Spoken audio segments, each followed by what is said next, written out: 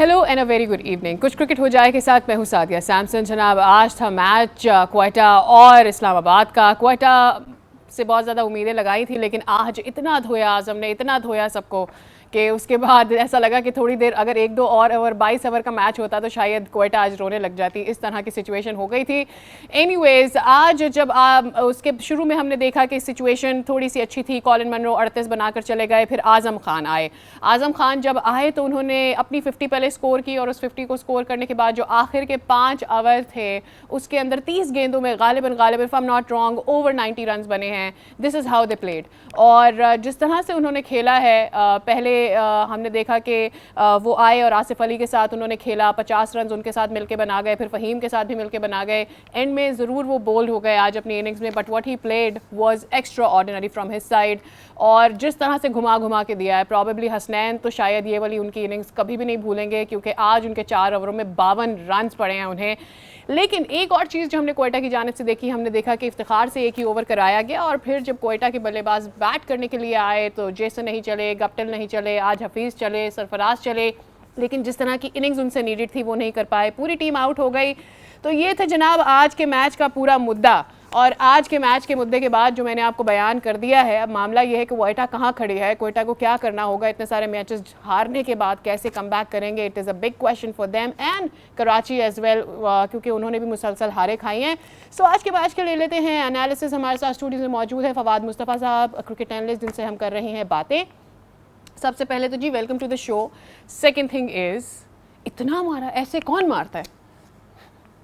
10 over में 71 run थे और 4 खिलाड़ी आउट हो गए थे इस्लामाबाद के। लग ये रहा था कि उस वक्त तक कि कहीं ये कोयटा का दिन है और कोयटा आज दोबारा से टूर्नामेंट में वापस आ जाएगा अगर वो इस्लामाबाद को पकड़ लेता है। लेकिन आज़म जो आज आज़म खान हैं, उसमें उन्हें बनाने में सबसे ज़्यादा अगर किसी का हाथ है तो वो कोयटा ग्लैडिएटर का है। कोयटा ग्लैडिएटर ने आज़म खान को उस वक्त उठाया था जब कोई उनके बारे में तसव्वुर भी नहीं करता था और उनका बाकायदा मजाक उड़ाया जाता था। उनको कहा जाता था ये मोइन खान के बेटे हैं।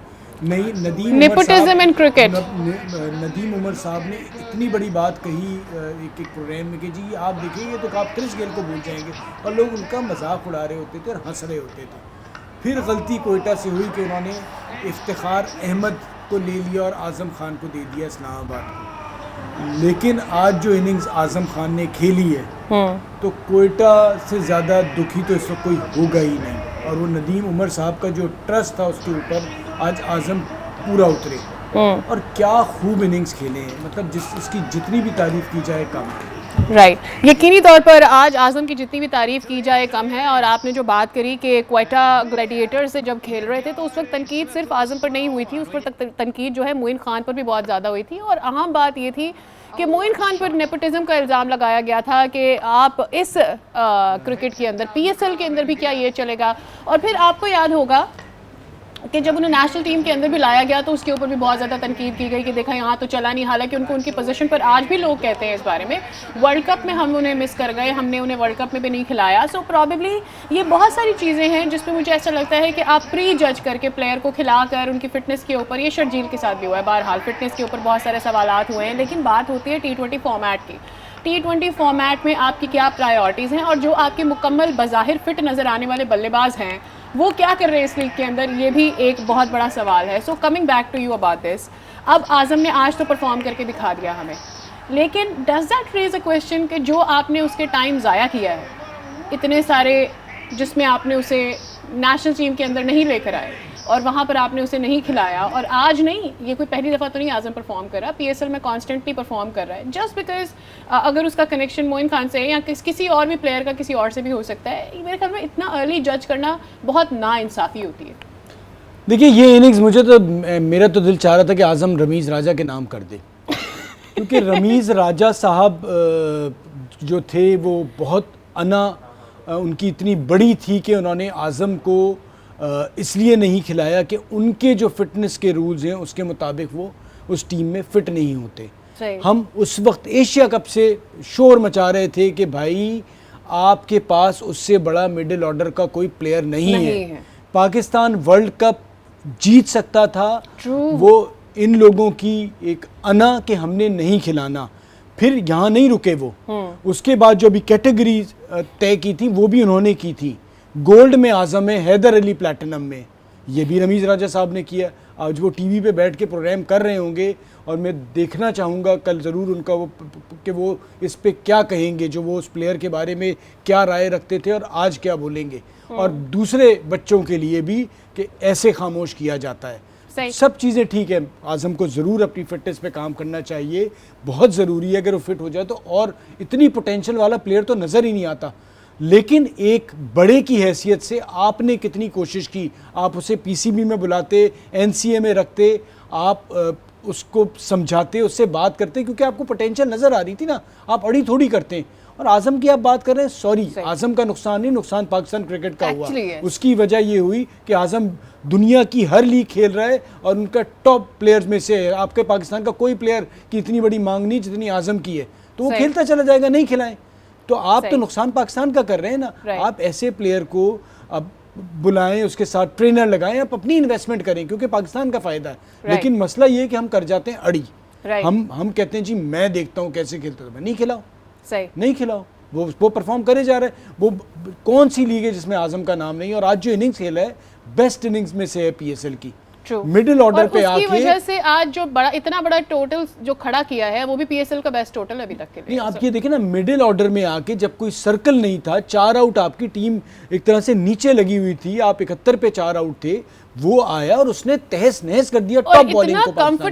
इतना कंफर्टेबली स्कोर कर रहा था, मतलब बैठ के शॉट लग रही है, हर तरह से शॉट लग रही है, थोड़ी देर में वो आलती पालती करके फिर एक हाथ से मार के, मेरे दिमाग में तो हर तरह के स्टाइल आना शुरू हो गए। Very comfortable around. हम मैच पर वापस आएंगे। एक और अहम जो PSL 8 का अहम मामला है, इस पर भी हमें ज़रा बात करनी है, क्योंकि लाहौर में मैचेस जाने हैं, रावलपिंडी में मैचेस जाने हैं। संडे ऑनवर्ड्स हम देख रहे थे कि लीग जो है वो आगे शिफ्ट हो जानी है, लेकिन मामला हो गया हॉल्ट। मामला इसलिए हो गया हॉल्ट क्योंकि इखराजात जो थे निगरान हुकूमत पंजाब की, उसके मामलात और PSL के जो इखराजात के मामला थे, फाइनेंसेस के मामला थे, वो सेटल नहीं हो पाए। अब बात आखिर में आके कुछ ऐसे सेटल हुई है कि चंद एक मैचेस जो हैं वो शायद लाहौर में हो जाएंगे, शुरू के 2-3 मैचेस, लेकिन उसके बाद लीग को वापस आना होगा। फाइनल फैसला एक्सपेक्ट यही किया जा रहा है कि कल होने जा रहा है। इस पर हमें मजीद जो फाइनल डिटेल्स हैं वो हमें देंगे हमारे कॉरेस्पॉन्डेंट अकील अहमद जो लाहौर से हमें इस पर अपडेट करें। अकील, कमिंग टू यू, ये बताइएगा कि अब फाइनली आज भी जो मीटिंग हुई थी वो बेनतीजा ही ख़त्म हो गई है, उसका कोई रिजल्ट अभी सामने नहीं आया, लेकिन लीग ने लाहौर में जाना है, संडे से आगे मैचेस होने हैं लाहौर में, तो ये लोग कब डिसाइड करेंगे कि भाई मैचेस लाहौर में करने हैं, कराची में करने हैं? देखिए सादिया, आज जो राउंड हुआ है ना, PCB और निगरान हुकूमत के वज़रा आए थे कज़ाफ़ी स्टेडियम, जिनमें डॉक्टर जावेद अकरम, उसके अलावा मंसूर कादिर और तीसरे एक मिनिस्टर थे, उन्होंने पूरी नजम सेठी साहब ने उनको ब्रीफ किया। लेकिन उसके बाद वो वहाँ पर उन्होंने मीडिया कर उनसे बात करने की कोशिश की वज़रा से, लेकिन वो उन्होंने गुरेज किया और निकल गए। जो हमें अंदर से फिर इतलात आई उसके मुताबिक यही था कि डेडलॉक अभी तक बरकरार है, और वो PCB हुकाम को, खासतौर पर नजम सेठी साहब को ये कहकर चले गए कि वो अब ये तमाम जो आपने बताया, इन्होंने PCB इन्होंने कहा कि ये हमने 700 मिलियन रुपीस जो है ना टैक्स की मद में पंजाब गवर्नमेंट को PSL की वजह से मिले हैं, टैक्स पे हुआ है। उसके अलावा उन्होंने कहा कि ये PCB का काम है सिर्फ क्रिकेट कराना, अब सिक्योरिटी समेत तमाम मामला जो होते हैं उसकी जो ड्यूटी है वो जिम्मेदारी हुकूमत से पंजाब की है। तो अब हुकूमत पंजाब उनको ये इतने ज़्यादा पैसे उनसे डिमांड कर रही है, 45 करोड़, 5 करोड़ तो उन्होंने दे दिया है। अब वो ये कह रहे हैं कि 45 करोड़ दें, तो वो कहते हैं हम तो एक पैनी नहीं देंगे।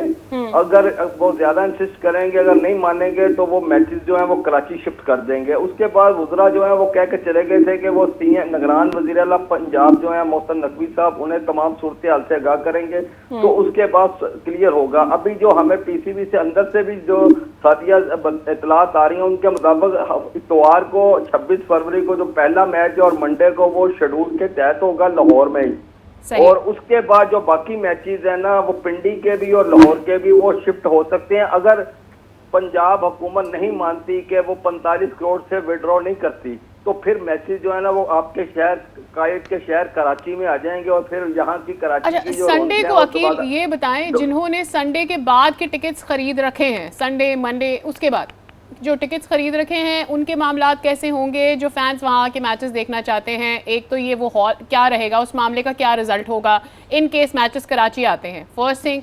सेकंड थिंग इज कि बीच में दिन तो कोई भी बाकी नहीं बचे, अब कल सैटरडे का दिन है, तो कल क्या एक और राउंड होने जा रहा है? देखिए राउंड तो अभी चलते रहेंगे। पीसीबी को और फ्रेंचाइज की जो मीटिंग हुई थी उसमें ये तय पा गया था कि पीसीबी कोई उनको पैसा नहीं देगा सरकार को, पंजाब सरकार को, सिर्फ जो है ना अब तमाम इख्तियार जो है ना वो नजम सेठी के उन्होंने सुपुर्द कर दिया कि नजम सेठी पीसीबी के मैनेजमेंट कमेटी के सरबराह हैं और पीएसएल को वो उनके वो समझ लें। अच्छा, मोहसिन नकवी साहब का ये मामला है कि वो और जो निगरान हुकूमत में तमाम पंजाब की हुकूमत में लोग हैं वो ये कह रहे हैं कि भाई हम तो निगरान हैं, तो हमारे पास तो पैसे हैं नहीं। पैसे तो थे पिछली हुकूमत के पास, यानी परवेज़ इलाही की हुकूमत के पास। अब ये जो अजीब सी सिचुएशन है, क्या परवेज़ इलाही साहब की हुकूमत से ये सारे मामला डिस्कस हुए थे? कुछ इससे आगे की बात पता है? सदिया असल में जो निगरान हुकूमत है ना वो क्योंकि निगरान सेटअप है, वो ये चाह रहे हैं कि जो हमें उन इतलात मिली हैं कि पंजाब की जो निगरान हुकूमत है वो कहती है कि हम इसकी अप्रूवल नहीं देंगे क्योंकि कल को बाद में हमारे खाते में ये पड़ेगा कि आपने इतना पैसा क्यों खर्च किया। हालांकि ये उन्हें नहीं सोचना चाहिए, नेशनल कॉज है। पीएसएल पाकिस्तान का ब्रांड है और इसकी वजह से पाकिस्तान में इंटरनेशनल क्रिकेट की वापसी हुई है। यही वजह है कि अभी चंद महीने पहले कैंगरूज की टीम पाकिस्तान के देश में कोई 24 साल बाद आई, उससे पहले फिर न्यूजीलैंड आके खेल गया, इस तरह इंग्लैंड खेल गया। ये पीएसएल की वजह से हुआ है। और अब हुकूमत क्योंकि इस वक्त क्योंकि निगरान सेटअप है तो वो मेरा ख्याल है कि उनके अंदर फैसले की ताकत नहीं है, या वो डर रहे हैं या खौफजदा हैं। मेरा ख्याल है कि उन्हें स्टेप लेना चाहिए कि चलें बैठकर कुछ मुज़ाकरात बाद में करने हैं। अभी जो पीएसएल का मजा है उसको किरकिरा न करें। अभी मेरी जब यहाँ पर ये राउंड हो रहा था तो उसके बाद मुझे दफ्तर की तरफ से आया कि आप वॉक्स करें, पब्लिक की राय लेकर मैंने भेजा। तो तमाम शायकीन वो ये जो अभी सवाल आपने उठाया कि वो कह रहे हैं हमने तो टिकटें खरीद ली हैं, हम एक्साइटेड हैं कि आगे पाकिस्तान के जो पीएसएल ब्रांड है उसके मैचेस लाहौर में और खासतौर पर लाहौर के अंदर डिफेंडिंग चैंपियन है उसके मैचेस देखें, क्योंकि यहाँ पर हाउसफुल होने के जो हमारी इतलात है 90% जो है टिकट वो सोल्ड आउट हो चुकी हैं। अब इतवार और मंडे को मैच का तो उन्होंने प्लान कर लिया है कि, और अब मुझे समझ ये भी नहीं आ रही सादिया कि यहाँ पर लाइट्स भी लग चुकी हैं। अभी जब हम आए हैं वहाँ से स्टेडियम से निकल के लाहौर कलंदर ने आज प्रैक्टिस किया तो तमाम जो इर्द गिर्द जो स्टेडियम के जो रूट है होटल से स्टेडियम वहाँ पर लाइट्स अब भेजा है और लाइट्स जल रही थी। अब पंजाब गवर्नमेंट क्यों ये कर रही है, लाइट्स भी लगा दी हैं, लाइट्स जली भी हुई हैं। Too late for any action any further मेरे ख्याल में। अकील, अगर आपको कोई एक्शन लेना था हुकूमत को तो पहले इस पर एक्शन होना था, और अगर आपको एक्शन नहीं लेना था you should have let the league go on. मेरे ख्याल में ये सबसे ज़्यादा नुकसान तो लाहौर पंजाब के फैंस के लिए और ओवरऑल पीएसएल फैंस के लिए कि वो कंफ्यूज है कि भाई मैचेस इधर होने हैं या उधर होने हैं। और मेरे ख्याल में जब आपके लोगों का नुकसान होता है तो आपके मुल्क का नुकसान होता है। So this should be decided कि कहाँ करना है, कैसे करना है, और जल्दी से इसको फाइनलाइज होना चाहिए। यहाँ पर लेते हैं एक ब्रेक से वापस आएंगे तो बात करेंगे मजीद मैचेस पर, आगे वाले मैचेस पर, आज के मैच के ऊपर, और इस मामले पर हमारे साथ रहिए।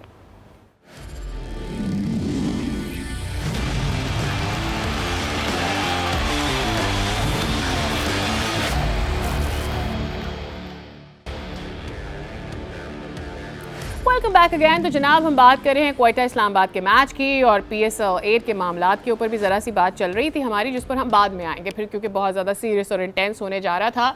लेकिन आज सरफराज खेले और हफीज़ भी खेले जब बल्लेबाजी करने के लिए आए, लेकिन फिर जिस तरह का गेम उनसे एक्सपेक्टेड था वो नहीं हो सका। आई विल डू कम के आज जब कप्तानी की सरफराज ने तो उसमें बॉलिंग में क्या हो गया उनको, वही वाली हफीज़ वाली गलती। बट उससे पहले मुझे ऐसा लगता है कि वो तो चलो जो हो गया था, अब आप जब बल्लेबाजी करने आ गए थे तब क्या हो गया था? देखिए वो जो आप एक और इफ्तिखार वाली बात कर रही हैं उनसे करा लेना चाहिए था, लेकिन जब आज़म ने मारना शुरू किया तो आज़म दुनिया में सबको पता है कि जितना अच्छा वो स्पिनर्स को खेलते हैं उतना तेज़ बॉलर्स को नहीं खेलते। उन्हें कहीं ना कहीं खौफ, उन्होंने तो तेज़ बॉलर्स को भी आज स्पिनर्स की तरह खेला, बता दिया सबको कि मैं सबको वैसे ही मारता हूँ। तो शायद उन्होंने ये सोचा होगा कि फिर वो अपने मेन बॉलर्स के साथ जाएँ। सही। लेकिन अगर एक ओवर में 4 रन दिए हैं तो आपको दूसरा ओवर ज़रूर करा लेना चाहिए, ताकि आप एक अगर बॉलर अच्छा कर रहे हैं, ऐसे कुछ नहीं होता, अगर बैटर का दिन बाजू का तो उस बॉलर का भी दिन हो जाता है, तो वो कर लेना चाहिए। तो वो गलती थी, लेकिन ऐसा सच कोई इतनी बड़ी चीज़ नहीं थी। बट उसके बाद बैटिंग आई। बैटिंग में मेरी समझ नहीं आता कि इफ्तिखार का रोल क्या है। अगर इफ्तिखार 6 नंबर या 5 नंबर का प्लेयर है तो उस वक्त कामयाब है कि जब आपको 160-70 करने और आपको पता है कि आप नीचे से लेके जाएंगे और आप वो जब 10 रन चाहिए होंगे तो उस वक्त उसकी बारी आ जाए। यहाँ तो आपको पहले ओवर से 10 से बड़ा एवरेज चाहिए, आपको तकरीबन 11 का चाहिए था। तो यहाँ तो आपको 3 नंबर 4 नंबर पे उसे ही आना चाहिए। हफीज़ को भी नहीं आना चाहिए, ठीक है हफीज़ थोड़ा सा तेज़ खेल गए, लेकिन आपको जो मेन प्लेयर था इफ्तिखार था, उसे आते कहते जी ये आजम ने करके दिखाया, हमने आजम के बदले आपको लिया। आप मुझे एक और भी चीज़ नहीं समझ आ रही with both the teams, Karachi के साथ भी यही मसला हो रहा है, क्वेटा के साथ भी यही मसला है that if you bringing any batsman up the order, फिर यहाँ तो वो वैसे खेले। अब सरफराज अगर खुद ऊपर आते हैं तो भाई आप इतनी सारी गेंदों के ऊपर, अगर आप 31 गेंदों के ऊपर 36 रन बना रहे तो आप अपनी टीम के लिए जहाँ पर 221 का टारगेट खड़ा हुआ है क्या बेस्ट कर रहे हैं। तो अगर तो आप खुद आते हैं एज अ कैप्टन ऊपर तो फिर आप वो खेल भी खेलें ना, वो अपना स्ट्रेंथ भी दिखाए ना कि आप 20 गेंदों पे 40-50 बना रहे हो। सो अगर नहीं कर सकते तो फिर ना आए ना। देखिए सादिया, ये सोचना इस वक्त के जी रन रेट बिल्कुल ख़राब हो जाएगा अगर हम 100 रन पे आउट हो गए तो भाई आप तो जीत ही नहीं रहे ना। आपने जीत की तरफ जाना है, जीत और हार बीच नहीं है। ये हमें अप्रोच चेंज करनी पड़ेगी। हमने इस्लामाबाद यूनाइटेड को भी देखा जब मुल्तान के अगेंस्ट 138 पे आउट हो गए थे, ख़त्म, जीत या हार पे जा रहे थे, जो जा रहा था मार रहा था, खेल रहा था पॉजिटिव क्रिकेट। ये होशियारी वाला टाइम नहीं है। ये तो आपने जीतना है या आपने हारना है। रन रेट बहुत बात की बात आती है, अगर आपकी अप्रोच ये है कि रन रेट आप किसी तरह बिल्कुल ख़राब ना होने दें तो फिर तो आप आगे आएंगे ही नहीं। 220 किए जी, आपका स्टार्ट बुरा नहीं था, हफीज़ ने भी थोड़ा सा तेज़ खेला और कुछ ना कुछ रन करीब जा रहे थे, मतलब 11 ओवर में 90 रन थे, ठीक है, इतने अच्छे नहीं थे, लेकिन ऐसा नहीं था कि बहुत ही बुरा हाल है। आप उस वक्त आप बस कहते जी हमने मारना है। मेरे ख्याल फिर इफ्तिखार भी बाद में आके जब उन्होंने छक्के कुछ लगाए वो भी लेट हो गया था, ख़त्म हो गया था। अब 3 ओवर में आप या 2 ओवर में 60-70 रन तो नहीं बनाएंगे और ना। सारी की सारी जो गेम चेंज हुई है ना वो आखिरी 5 ओवर में, आखिरी 6 ओवर में इस्लामाबाद ने वो गेम चेंज करी है। अपने व्यूअर्स को जरा से दिखाते हैं कि किस तरह से आज जीत का जादू जगाया है आजम एंड उनकी टीम ने, फिर वापस आते हैं। तो जनाब इस तरह से जीतने में कामयाब हो गए आज, और इसके साथ ही उन्होंने जो पॉइंट्स टेबल पर अपनी सिचुएशन है उसे बहुत ज़्यादा मुस्तहकम कर दिया। और वैसे भी लीग में हमें नज़र यही आ रहा था कि यही टीमें नज़र आ रही थी, बाकी तो टीमें जो हैं हम उनको देखने को तरस गए, स्पेशली कराची और क्वेटा को तो हम अच्छा देखने के लिए तरस गए आज, मतलब अब तो वो हो ही नहीं पा रहा उनसे। देखिए 3 टीमें वाज़ेह होती जा रही हैं, इस्लामाबाद, लाहौर, मुल्तान। पेशावर ठीक है, लेकिन कोयटा कराची तो बहुत ही बुरा कर रहे हैं। 5 मैचेस के बाद आप एक मैच जीते हुए हैं और अब 5 में से आप 3 या 4 मैचेस बड़ा ही मुश्किल है। आप इतना बुरा हार रहे हैं ना कि सब हैरान है आप जीतेंगे कैसे आगे। This is actually a question कि जीत के आसार नजर नहीं आ रहे, कॉम्बिनेशन नहीं बन पा रहा। आप इतने ज़्यादा, एक तो नीचे आप जब टीम चली जाती है उसको उठाना बड़ा मुश्किल है। आज जिस तरह से स्टार्ट लिया 10 ओवर में 71 पे 4 आउट, लेकिन फिर वही हुआ।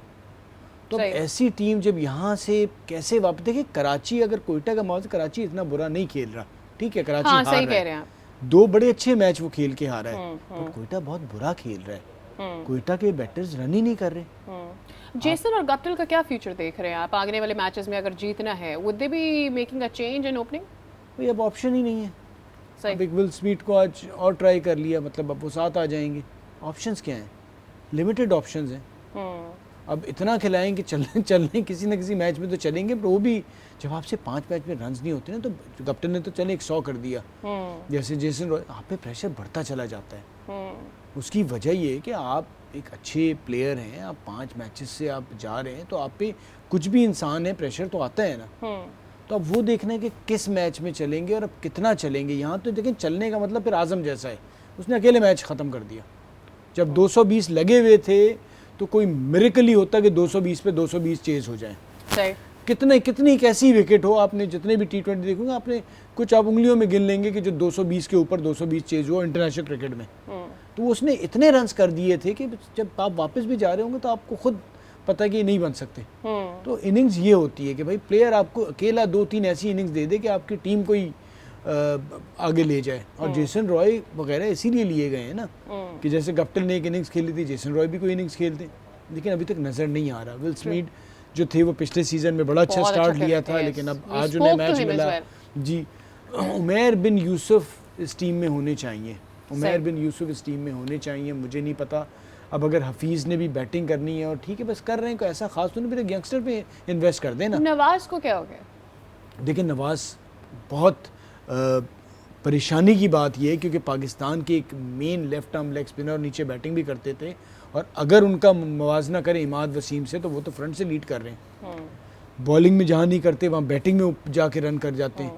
तो कप्तानी में भी अच्छा कर रहे हैं जी, कप्तानी भी अच्छी कर रहे हैं। नवाज़ को वापस आना होगा, बेहतर परफॉर्म करना होगा, क्योंकि नवाज़ तो बिल्कुल, और कोयटा बहुत डिपेंड करता रहा है। जितना भी कोयटा जीता है आज तक PSL में, नवाज़ का उसमें बहुत इंपॉर्टेंट रोल रहा है। आप देखिए ना, मुल्तान का मैच है तो सामा मीर आके बीच में से आउट कर जाते हैं। शादाब ने आज बड़ी बेहतर बॉलिंग की, लेकिन अगर आपका एक मेन स्पिनर जो बीच में से आउट करता है, जिस पे आप डिपेंड कर रहे हैं, वो नहीं परफॉर्म कर रहा। राइट मेरे ख्याल में वो इंडिया के अगेंस्ट जो मैच के अंदर हो गया था नवाज के साथ, प्रॉबेबली उसके बाद वो मेंटली कम बैक नहीं कर पा रहे हैं। And I am not kind of putting an allegation in front of him, but मुझे ऐसा लग रहा है वो मेंटली कम बैक नहीं कर पा रहे हैं। And I big fan of Nawaz, लेकिन मुझे ऐसा लग रहा है कि सेटबैक तो ऑब्वियसली है पाकिस्तान टीम के लिए। So Nawaz we waiting for you, come back, we really need you. इसके साथ ही हमें लेना है यहाँ पे ब्रेक, वापस आएंगे, कल के मैच में बात होगी, हमारे साथ ही रहिए।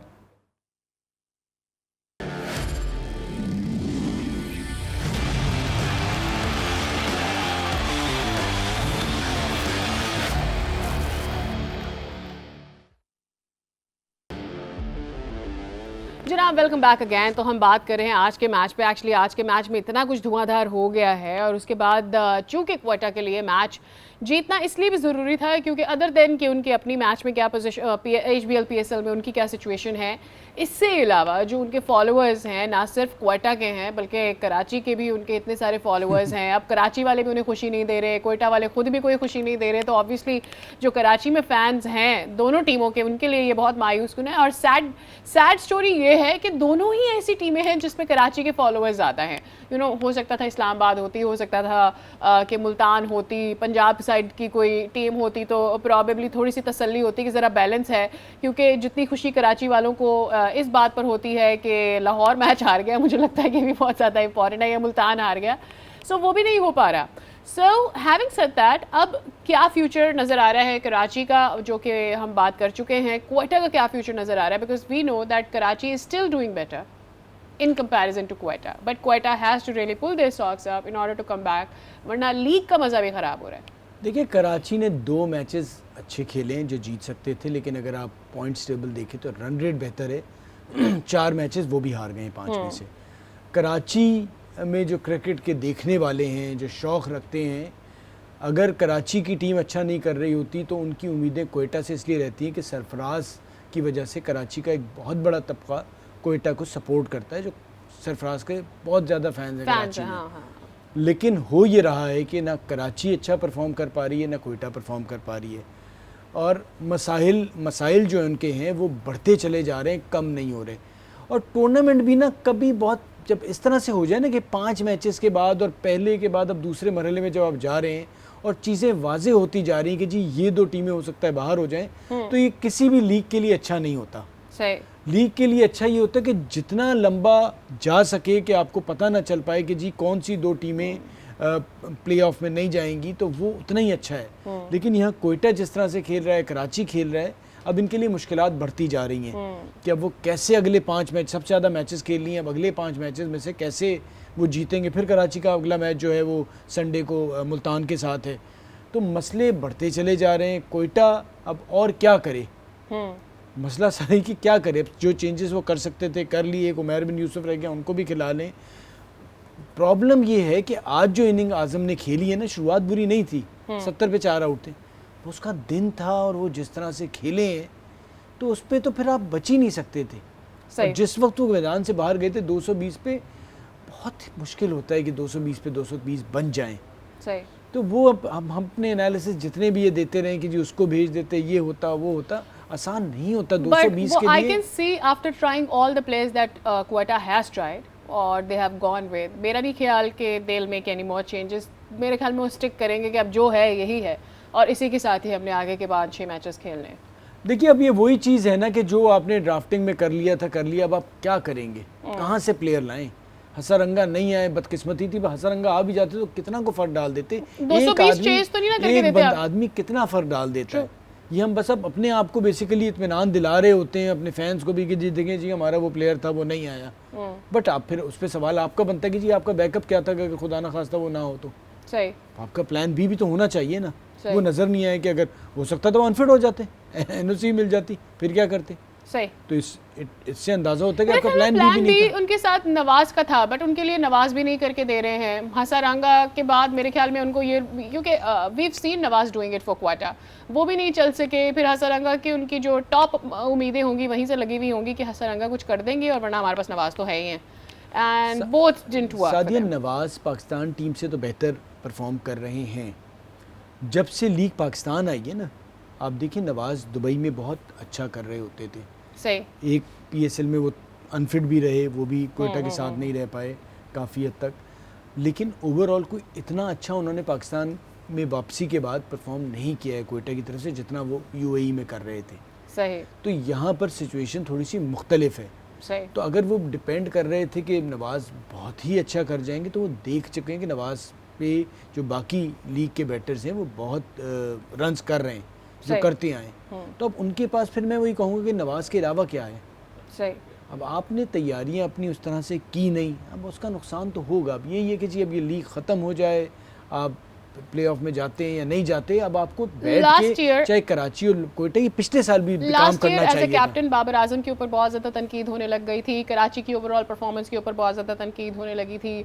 This year we are seeing कि सरफराज की कप्तानी के ऊपर बहुत ज़्यादा तनकीद हो रही है। स्पेशली जो बात सामने आ रही है वो यही है कि भाई एज अ कैप्टन इतने सारे सालों से सरफराज जो है क्वेटा को लीड कर रहे हैं, and still he is not, if he is not understand, क्योंकि बहुत सारे प्लेयर्स कुछ ऐसे ही हैं जो कि बार बार पिक होते हैं क्वेटा के लिए। सो क्वेश्चन इज़, जो अभी मैं देख रही हूँ बहुत सारे लोगों के जहनों में आ रहा है, वो यही है कि is it because Sarfaraz is not able to keep the team, जैसे जो ऑर्डर और सारी चीज़ें जो उनकी जिम्मेदारी है वो कर पाएँ, या मेरे ख्याल में इसका जिम्मेदार उन्हें नहीं ठहराया जाना चाहिए। नहीं, देखिए कप्तान काफ़ी सारी चीज़ों का रिस्पॉन्सिबल तो होता है। PSL 8 में हम मौजूद हैं और कोयटा के साथ, और सरफराज और कोयटा साथ साथ चले हैं। मसला सारा ही कि क्रिकेट अब बहुत तेज़ हो गई है। सही। ठीक है, आपका अगर खेलने का अंदाज उस हिसाब से चेंज नहीं हुआ है तो फिर आप अपनी जगह आगे चल के मुश्किल रहेगी किसी भी पोजीशन में। ठीक है, कल if I am not wrong I was reading somewhere, किसी ने लिखा था कि ये फ्रेंचाइज क्रिकेट से नहीं लगती, बल्कि अब तो ये क्लब क्रिकेट टीम लगती है। इस तरह की परफॉर्मेंस को खैर अब वो तो जो भी है, लोग गुस्से में होते हैं तो बहुत ज़्यादा कुछ बोल जाते हैं, बट मेरा कहना ये कि फ्रेंचाइज जो टीम ओनर हैं, टीम मैनेजमेंट है, उन्होंने डिसाइड करना है कि आगे कैसे चलना है। सही। पिछला वाला PSL हो गया, अब ये वाला हो गया, तो उन्हें बड़ी चेंजेस करनी पड़ेंगी। सही। और हो सकता है कि बहुत सारे प्लेयर जो इस साल खेल रहे हैं, हमने देखा पिछले साल भी कम हुए, अब वो हल्के हल्के नए चेहरे आते जाएंगे। डिफरेंट लीग्स में दुनिया भर में यही होता है कि जब लीग स्टार्ट होती हैं तो बहुत से जो उस वक्त के स्टार्स होते हैं 3-4 साल रहते हैं, फिर वो कोई और आ जाते हैं। सही। तो अब चीज़ें तय होने वाली हैं कि जो नए लड़के हैं इन्होंने जगह पुर करनी है और चीज़ें आगे बढ़नी है। ये वहाब हो गए, इवन शोएब मलिक भी ठीक है, अच्छा खेल रहे हैं, हफीज़ हो गए, ये कुछ इस लीग के या एक आध लीग के मेहमान हैं। सरफराज भी खेल रहे हैं, कितने साल और खेल लेंगे। तो अब चीज़ें आगे बढ़नी है। तो अब ये फ्रेंचाइज ओनर हैं, उन्होंने डिसाइड करना है कि वो किस तरफ लेके जाएंगे, क्योंकि अब अगर वो अगले 6 साल का प्लान कर रहे हैं तो फिर ये 6 साल तक नहीं होंगे। उन्हें आगे की प्लानिंग करनी होगी। लाहौर कलंदर को फ़ायदा होगा, उन्होंने वो यंगस्टर्स उठाए थे, अब वो अपने पीक पे आ गए हैं। इसी तरह से आप इस्लामाबाद को देख लें या मुल्तान को देख लें कि जो उन्होंने प्लेयर्स उठाए थे वो उनके अब बेहतरीन परफॉर्मर्स हैं, अब उनका उन्हें फ़ायदा हो रहा है। अच्छा, एक और भी चीज़ यहाँ पर आप देखें, लाहौर का फोकस ऑब्वियसली बैटिंग पर था, लेकिन लाहौर का फोकस हमने जो बॉलिंग के ऊपर देखा, और जैसे वहाँ से बॉलर लास्ट ईयर तबाहकुन जो है उनका बॉलिंग अटैक था, वो उसको फॉलो कर रहे हैं। फिर हम इस्लामाबाद को देख रहे हैं, इस्लामाबाद ने शुरू से अपना फोकस बैटिंग के ऊपर रखा है, जो उनका लाठी चार्ज स्टाइल है वो उनका रहा है, it's working for them. Multan का आ जाता है कंसिस्टेंसी का, they stick to it, they stick to their plan, they stick to their research, they stick to one more thing कि भाई अगर ये प्लेयर चला जाएगा तो हमारी स्ट्रैटेजी क्या होगी। वो अगली वाली टीम के ऊपर भी बड़ा होमवर्क करके आते हैं, तो वो उसके साथ ही चल रहे हैं। ये 3 टीमें एक स्ट्रैटेजी के तहत जो उनका स्टाइल है या जो उनका थिंक टैंक जिस तौर से सोचता है उस तरह से काम कर रहे हैं। बाकी जो 3 टीमें हैं प्रॉबेबली इस वजह से भी उनका डाउनफॉल हम अब देख रहे हैं, बिकॉज उनका एक सेट एजेंडा नहीं है कि हमने इस तौर से काम करना है। So is this one of the reasons कि हम उनका डाउनफॉल देख रहे हैं? देखिए, आपने थिंक टैंक की बड़ी अच्छी बात की। अब टीम ओनर्स ने यही डिसाइड करना है कि जिन लोगों के साथ मिल के हमने अभी तक सफ़र रखा है, प्लेयर्स तो हटा दें। सही है। क्या हम उन लोगों के साथ आगे जाएं उसकी वजह ये है कि मुल्तान, इस्लामाबाद, लाहौर, उनके लोगों ने वो चीज़ें अब पकड़ ली हैं कि जो चैम्पियन बनने के लिए चाहिए होती हैं। ये वाली जो टीम मैनेजमेंट, बिकॉज यही मैनेजमेंट टीम ड्राफ्ट में बैठती है ना, मेन काम तो ड्राफ्ट में हो जाता है। तो अगर ये पिछले 2 सालों से या 3 सालों से नहीं एक टीम अच्छी पिक कर पा रही, तो क्या आप इस टीम मैनेजमेंट के साथ जाएंगे? ये अब टीम ओनर जो है उन्होंने डिसाइड करना है। तो हो सकता है कि हम प्लेयर्स की तो बात कर रहे हैं, बहुत से कोचिंग स्टाफ में आपको चेंजेस नजर आए, बहुत से लोग जो डिफरेंट टीम्स के साथ हैं वो ना हो, क्योंकि देखिए आपकी जब टीम हारती है, आपके फैंस, आपके करीब करीब के लोग बातें करती हैं और वो आपसे ही बात करते हैं, और वो आपके लिए अच्छा नहीं होता, क्योंकि आप ऑलरेडी चैंपियन बने होते हैं और फिर नीचे जा रहे होते हैं, तो फिर आप इवेंचुअली दोस्ती यारी अपनी जगह, आपको फिर चेंजेस करनी होती है। Right, so this is it for today's show. अब कल के शो में चूंकि कोई मैच कल नहीं है, कल गैप डे है, आई मिस्टेकनली सेड कि कल के मैच बात होगी, बट एनीवेज हमारा शो आज का हो गया है ख़त्म। कल जब आपसे मुलाकात होगी तो अब तक का जो सेट लीग के मैचेस हैं, इस पर सारी टीमों के ऊपर हम एनालिसिस शेयर करेंगे, थोड़ा सा काम करके हमें आना है, गलतियां क्या हुई, पॉइंट टेबल पर क्या है, आगे टीम्स को क्या स्ट्रैटेजी रखनी होगी, ये सारे मामलात हमने तय करने हैं कल बैठकर आपके साथ। तो आपने कल का शो हमारा मिस नहीं करना है। देखते रहिए आज न्यूज़, देखते रहिए कुछ क्रिकेट हो जाए। Bye bye.